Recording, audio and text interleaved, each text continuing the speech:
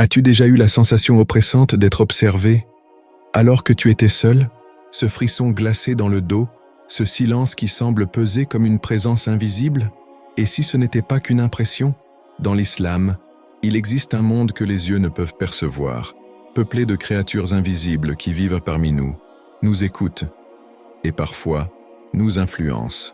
Ces êtres, appelés djinns islam, ne sont pas des légendes ou des histoires pour faire peur aux enfants. Ils font partie d'une vérité oubliée, une vérité cachée islam que beaucoup ignorent. Aujourd'hui, tu vas découvrir ce que personne ne t'explique clairement. Qui sont vraiment les djinns? D'où viennent-ils? Quels signes prouvent leur présence? Et surtout, comment te protéger d'eux selon le Coran et la Sunna? On parlera des shayatines, des pactes occultes, des ifris, des maris, et des méthodes spirituelles que le prophète Muhammad, sallallahu alayhi wa sallam, nous a laissées pour nous défendre. Ce n'est pas un simple sujet spirituel, c'est une alerte, car ce que tu ignores peut te détruire. Si tu es ici, ce n'est pas par hasard. Peut-être que certaines choses étranges se produisent dans ta vie. Peut-être que tu sens une lourdeur que tu ne peux pas expliquer, ou peut-être que tu cherches des réponses sur un monde que la plupart préfèrent ne jamais affronter. Ce que tu vas entendre aujourd'hui pourrait bien changer ta compréhension du monde et renforcer ta foi. Mais avant d'entrer dans ces révélations spirituelles, j'ai un message important. Beaucoup d'entre vous regardent nos vidéos sans être abonnés. Si tu crois en Allah, subhanahu wa ta'ala, si tu veux grandir spirituellement et ne rien rater de ces vérités puissantes, abonne-toi maintenant et active les notifications. Car ce que tu vas apprendre ici, on ne te le dira pas à la mosquée. Bien avant qu'Adam, alayhi salam, foule la terre, bien avant que l'homme ne bâtisse ses cités et ne proclame sa supériorité, il existait une autre création, une entité formée d'un feu subtil, sans fumée, qui peuplait le monde invisible islam. Ces créatures invisibles, appelées djinns dans l'islam, ne sont pas des mythes ou des légendes. Leur existence est mentionnée à plusieurs reprises dans le Coran, notamment dans la sourate Al-Hijr, verset 27, où Allah, subhanahu wa ta'ala, affirme « Et quant aux djinns, nous l'avions auparavant créé d'un feu d'une chaleur ardente. C'est à partir de cette essence flamboyante, différente de la lumière des anges et de l'argile de l'homme, que naît cette race mystérieuse. Une race dotée de conscience, de liberté et, comme les humains, d'un destin à forger. Contrairement aux anges, les djinns islam ne sont pas contraints à l'obéissance. Ils possèdent le libre arbitre. Ils peuvent croire ou rejeter, aimer ou haïr, se soumettre ou se rebeller. Et parmi eux, il y en eut un être dont le nom allait devenir synonyme de défiance, Iblis. Ce djinn croyant, autrefois pieux, fut élevé parmi les anges. Mais lorsque Allah, subhanahu wa ta'ala, ordonna à tous de se prosterner devant Adam, alayhi salam, il refusa, gonflé d'orgueil. Il devint alors le premier des shayatans, le père de la rébellion. Ce n'est pas simplement un conte, c'est une vérité cachée islam, une alerte pour ceux qui croient être à l'abri de l'orgueil spirituel. Ce qui est fascinant, c'est que malgré cette chute spectaculaire d'Iblis, tous les djinns ne sont pas des ennemis de l'homme. Le Coran et djinns ne cessent de nous rappeler que certains d'entre eux ont entendu le message du prophète Mohammed, sallallahu alayhi wa sallam, et ont choisi la voie de la foi. Ces djinns croyants vivent parmi nous, invisibles mais présents, et peuvent même prier aux côtés des croyants. C'est une notion qui dérange, qui effraie, mais qui fascine.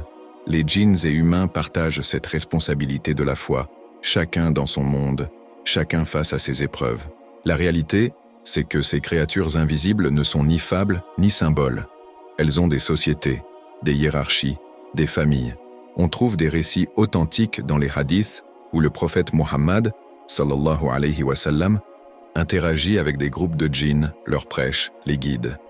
Cela bouleverse notre vision du monde. Ce que nous appelons paranormal, dans l'islam, est parfaitement intégré dans une cosmologie divine précise. L'univers est plus vaste que ce que nos yeux perçoivent. Le monde invisible islam est un royaume parallèle où se trament des luttes, des pactes, des conversions et des trahisons. En comprenant cette origine flamboyante, en acceptant que l'homme ne fut pas la première créature dotée de choix, on entre dans une autre dimension de la foi.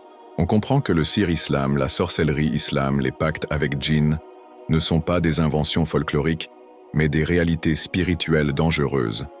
Mais avant de parler des pièges et des pactes, il nous faut franchir un autre seuil, car si ces êtres nous influencent, comment se fait-il que nous ne les voyons jamais?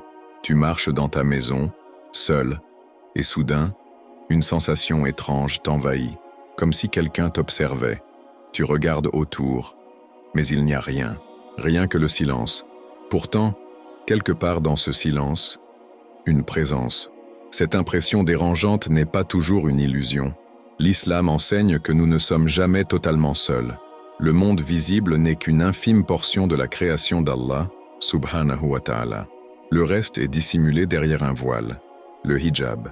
Ce voile invisible sépare notre réalité de celle des djinns islam, ces créatures invisibles qui peuplent un univers parallèle au nôtre. Le Coran le dit clairement dans la sourate Al-A'raf, verset 27, « Ils vous voient, eux, d'où vous ne les voyez pas ». Ce verset, souvent récité, rarement médité, est une clé vers une réalité bouleversante. Les djinns et humains coexistent sans se voir, mais eux nous observent, analysent, parfois imitent nos voix, infiltrent nos pensées. Le monde invisible islam n'est pas un simple arrière-plan ésotérique. C'est un champ de mouvement, d'observation, d'influence parfois subtile, parfois brutale. Et ceux qui ignorent ce voile sont les premiers à en devenir victimes, car derrière cette barrière se trouvent des entités capables de s'introduire dans nos maisons, dans nos rêves, dans nos émotions, sans jamais franchir notre regard. Mais pourquoi ce voile? Pourquoi Allah, subhanahu wa ta'ala, a-t-il choisi de nous en séparer? C'est par sagesse, car voir ces créatures invisibles dans leur forme réelle provoquerait terreur, confusion, voire folie. Le prophète Muhammad, sallallahu alayhi wa sallam, a enseigné que les djinns peuvent changer de forme, se dissimuler dans les ombres, dans le vent, dans la chaleur. Certains prennent même apparence humaine. C'est pourquoi les versets protection djinn, comme Ayat al-Kursi, ne sont pas des symboles, mais des boucliers spirituels indispensables pour préserver notre paix intérieure. Ce voile n'est pas uniquement physique. Il est aussi spirituel. Lorsque quelqu'un néglige sa prière, s'éloigne du Coran et djinns, ou vit dans l'impureté, ce voile devient plus mince. Les shayatines, ces djinns maléfiques, en profitent. Ils glissent à travers les fissures de notre négligence. Les endroits impurs comme les toilettes, les ruelles abandonnées ou les maisons désertées sans zikr deviennent des zones à forte activité, djinn islam. Voilà pourquoi le prophète Muhammad sallallahu alayhi wa sallam nous a appris à dire Bismillah avant d'entrer dans de tels lieux. Il ne suffit donc pas de croire, il faut savoir, il faut se prémunir, comprendre que le pacte avec djinn ne commence pas toujours avec un sorcier dans une caverne. Il commence parfois avec une ignorance, une porte entr'ouverte, une nuit où tu oublies de dire tes versets protection djinn avant de dormir. Et si tu savais ce qui t'entoure pendant ton sommeil, tu ne te coucherais plus jamais sans la ruqya islamique. Mais pour comprendre l'impact réel de ces êtres dans notre quotidien, il faut découvrir qui ils sont vraiment. Quels sont leurs types, leurs intentions, leur structure. Prépare-toi, car ce que tu vas apprendre à présent pourrait bien changer ta vision du monde à jamais. Il est tentant de croire que tous les djinns islam sont mauvais, que ce sont tous des créatures invisibles venues uniquement pour nuire à l'humanité. Mais ce serait une erreur, et une grave méconnaissance de la vérité cachée islam. Les djinns, comme les êtres humains, sont une création complexe, diverse, avec des croyances, des intentions et des choix très différents.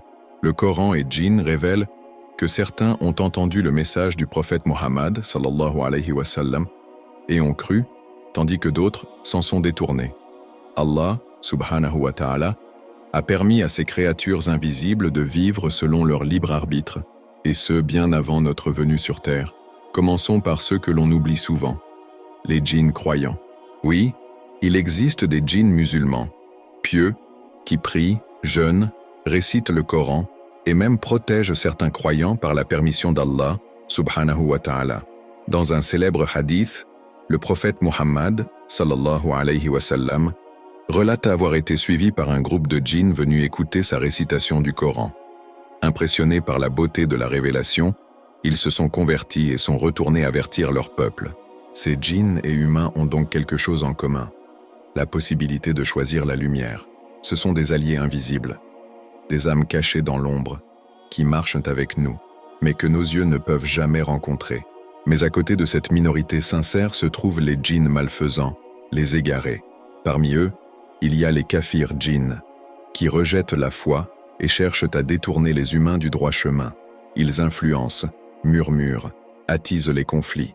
Ce sont souvent eux qui provoquent des troubles dans les foyers, suscitent la haine ou soufflent des idées destructrices à ceux qui baissent leur garde spirituelle. Et puis viennent les puissants, les plus redoutés, les ifrites islam. Ces entités sont réputées pour leur force surnaturelle, leur arrogance et leur attachement aux pratiques de sorcellerie islam. Ils sont souvent convoqués dans des rituels interdits, lorsqu'un humain choisit de nouer un pacte avec djinn pour obtenir fortune, pouvoir ou vengeance. Il existe aussi les marids Coran, une autre classe de djinns gigantesques et arrogants, particulièrement difficiles à contrôler. Leur nom évoque la rébellion, la désobéissance violente à Allah, subhanahu wa ta'ala. Les récits des peuples anciens, tels que les pharaons ou les peuples de Had, évoquent parfois des entités dont la puissance dépassait l'entendement humain. Les marids sont associés à des lieux très anciens, à des trésors cachés, à des malédictions millénaires. Ceux qui tentent d'entrer en contact avec eux sans protection tombent souvent dans la possession djinn ou perdent leur santé mentale. Ce n'est pas de la fiction, c'est la réalité du monde invisible islam que peu osent explorer. Enfin, nous arrivons au plus connu, les shayatines. Ce sont les partisans d'Iblis, des djinns maléfiques dont l'unique mission est de faire chuter l'homme. Ils sont spécialisés dans les waswas, soupirs sataniques, la séduction des cœurs, la destruction des familles. Le prophète Muhammad, sallallahu alayhi wa sallam, a dit qu'un shaitan est assigné à chaque être humain à sa naissance. Mais il a aussi ajouté « Le mien s'est converti à l'islam ». Quelle leçon puissante! Cela prouve que même parmi les plus sombres, certains peuvent encore revenir à la lumière. Mais que cela ne nous rende pas naïfs, ces entités sont rusées, persistantes, et savent manipuler les failles humaines. Pour comprendre leur influence réelle, il nous faut désormais apprendre à repérer les signes de leur présence dans nos vies quotidiennes. Tu te réveilles en sursaut, en sueur froide. Tu viens de faire un cauchemar si réaliste qu'il t'a laissé le cœur battant. Des ombres, des voix, un sentiment de chute ou de suffocation. Tu te dis que ce n'est qu'un rêve. Mais est-ce vraiment le cas? Dans le monde invisible islam, il y a des moments où le voile s'amincit. Les djinns islam, ces créatures invisibles, ne sont pas toujours silencieuses. Parfois, ils laissent des traces, des signes subtils, ou parfois très clairs, de leur présence autour de nous. Et si on n'apprend pas à les discerner, on risque de croire que tout vient de notre imagination, alors que la réalité spirituelle est bien plus profonde. Parmi les premiers signes de djinns et humains en interaction, il y a les rêves perturbants, des cauchemars récurrents, souvent avec des entités noires, des serpents, des êtres sans visage ou des lieux étranges.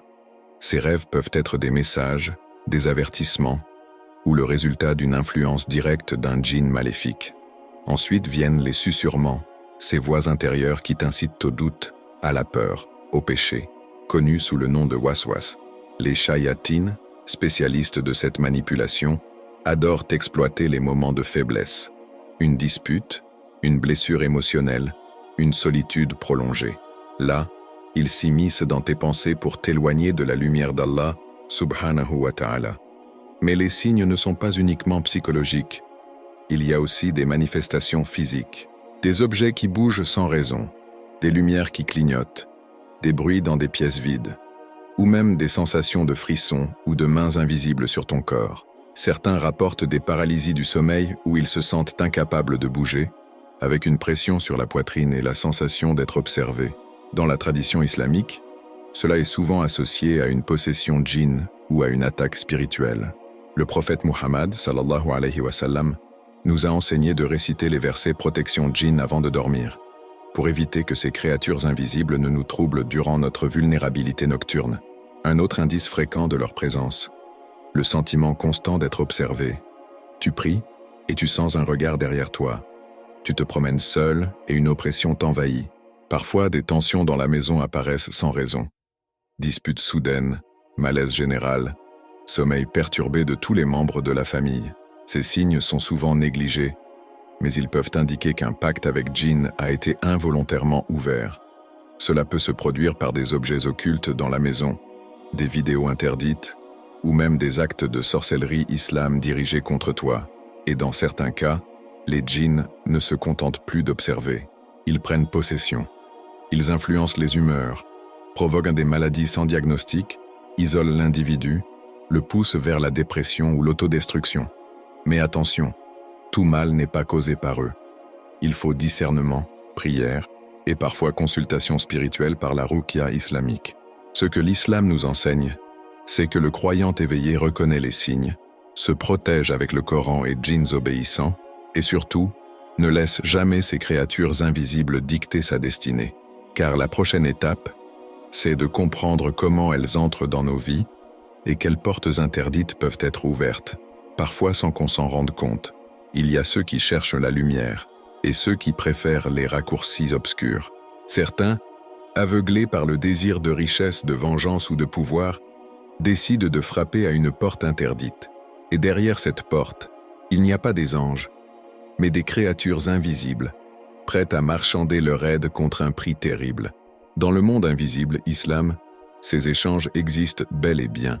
Ce sont les pactes avec djinns, scellés dans l'ombre par des hommes et des femmes qui ont tourné le dos à Allah subhanahu wa ta'ala. Ils choisissent la voie du sir-islam, la magie interdite, pensant pouvoir dominer les djinns, mais c'est toujours eux qui finissent dominés. Le Coran est sans ambiguïté. Dans la sourate Al-Baqarah, 2102, Allah, subhanahu wa ta'ala, mentionne l'époque où certains apprenaient la sorcellerie à Babylone par l'intermédiaire de deux anges mis à l'épreuve, Harut et Marut. Mais seulement après avoir été clairement avertis, nous sommes une tentation, ne sois pas mécréant. Pourtant, les gens apprenaient à séparer mari et femme, à semer la discorde. Ces actes ne sont pas de simples trucs ésotériques. Ce sont des violations spirituelles, des actes qui brisent le pacte avec Allah, subhanahu wa ta'ala, pour en créer un nouveau, avec les shayatines, les djinns maléfiques. Le sir-islam s'exerce de plusieurs manières. Utilisation de talismans, de mèches de cheveux, de symboles gravés, de mots codés écrits à l'envers du Coran. Certains utilisent des miroirs, des poupées, des photos, objets qui servent de lien entre le sorcier et la victime. D'autres vont plus loin, en sacrifiant des animaux, ou même en écrivant le Coran avec du sang impur, un acte d'une abomination extrême. Et tout cela pourquoi? Un peu d'argent, une séparation, un charme amoureux. Ce que les djinns donnent, ils le reprennent 100 fois plus violemment. Ceux qui les appellent finissent souvent possédés, torturés mentalement ou poursuivis jusqu'à la tombe. Ceux qui tombent dans cette voie pensent souvent pouvoir contrôler le pacte, mais les djinns islam, en particulier les ifrits et marids Coran, ne sont jamais loyaux. Ils exigent des sacrifices croissants, des humiliations répétées, et plongent peu à peu l'individu dans une nuit sans fin. Même ceux qui n'ont pas directement invoqué les djinns peuvent être affectés. Un sort jeté, un talisman enterré sous le seuil d'une maison, un nom confié à un sorcier, et le mal s'infiltre. Il faut savoir que la sorcellerie islam agit comme un poison invisible. Elle détruit la santé, la foi, les relations, et parfois l'âme, si aucune protection n'est mise en place. Mais il y a toujours une échappatoire. L'islam ne nous laisse jamais sans défense.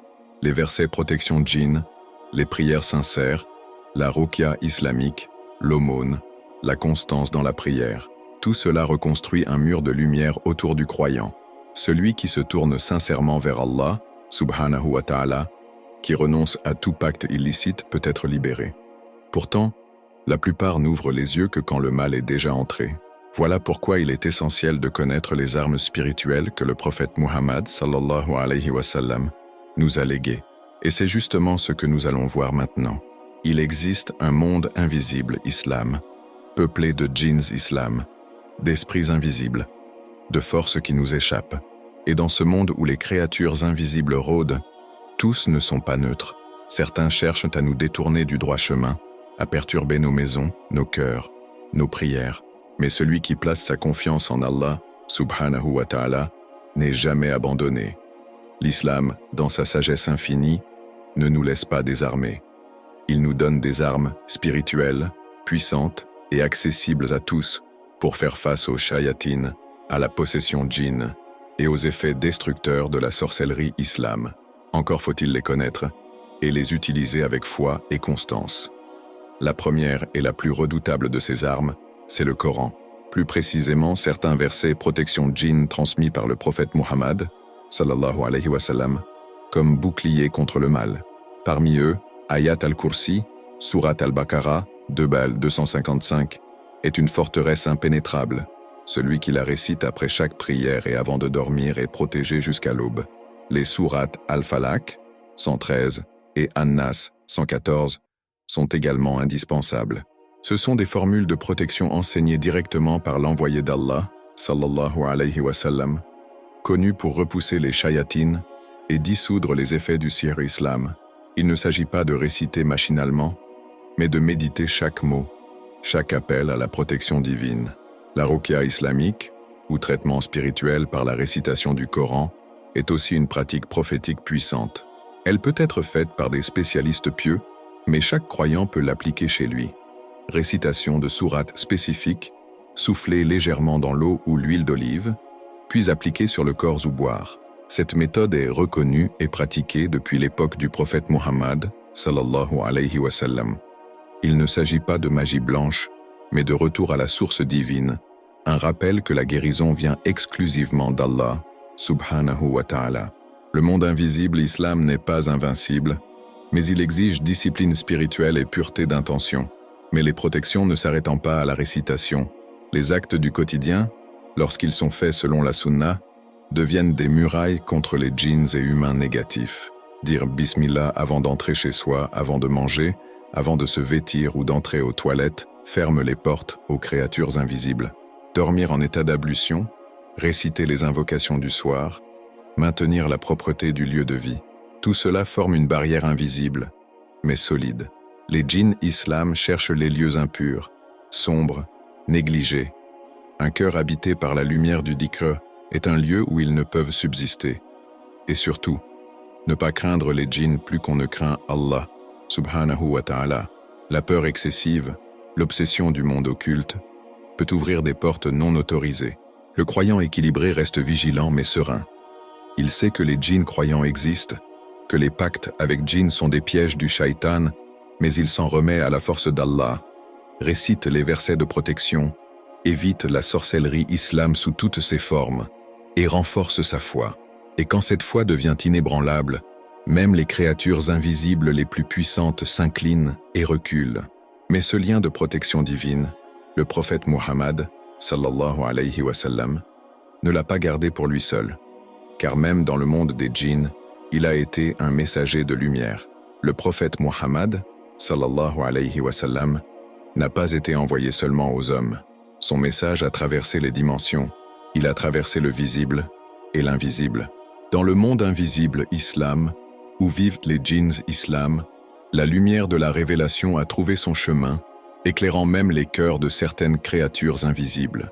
Beaucoup l'ignorent, mais le Coran mentionne un moment bouleversant dans la sourate Al-Jinn, 72, 1-2, où un groupe de djinns, fascinés par la récitation du prophète, sallallahu alayhi wa sallam, déclare « Nous avons certes entendu une lecture merveilleuse qui guide vers la droiture. Nous y avons cru, et jamais nous n'associerons personne à notre Seigneur. » Ce verset prouve que la mission prophétique ne s'est pas limitée aux hommes, mais a atteint aussi les djinns croyants. Ce qui est fascinant dans cette révélation, c'est que le prophète, sallallahu alayhi wa sallam, n'a pas simplement été un messager universel en théorie. Il a rencontré, enseigné et guidé ces djinns.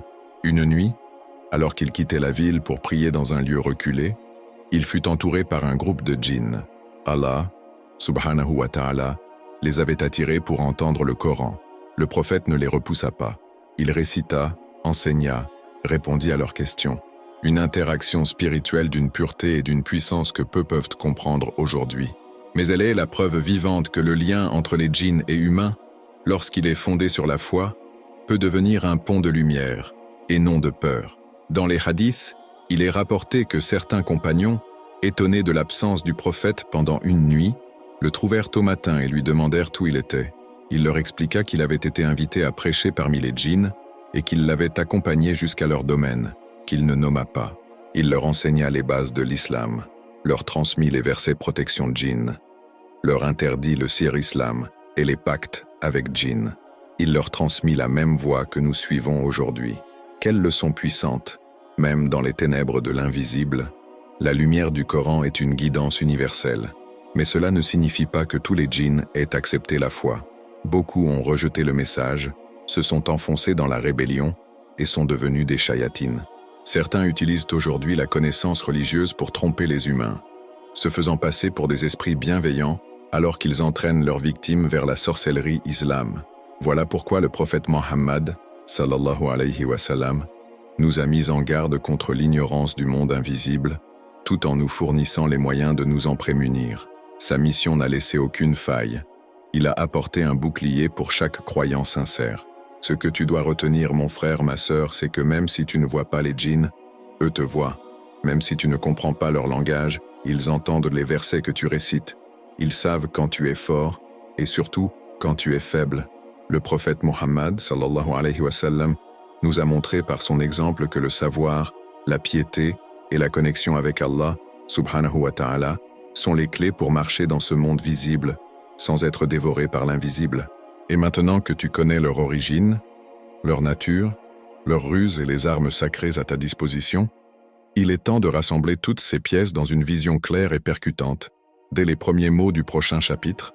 Et toi, as-tu déjà vécu une situation étrange, incompréhensible, que tu soupçonnes liée au monde invisible? Une nuit troublée, un rêve inquiétant, une présence silencieuse? Dis-le-moi dans les commentaires. Je lis chacun de vos récits. Ce n'est pas seulement un échange, c'est une communauté de croyants en éveil spirituel, unis par la lumière d'Allah, subhanahu wa ta'ala. Si cette vidéo t'a ouvert les yeux, partage-la autour de toi. Tu ne sais jamais qui a besoin d'entendre ces vérités aujourd'hui. Abonne-toi maintenant et active les notifications. Pourquoi?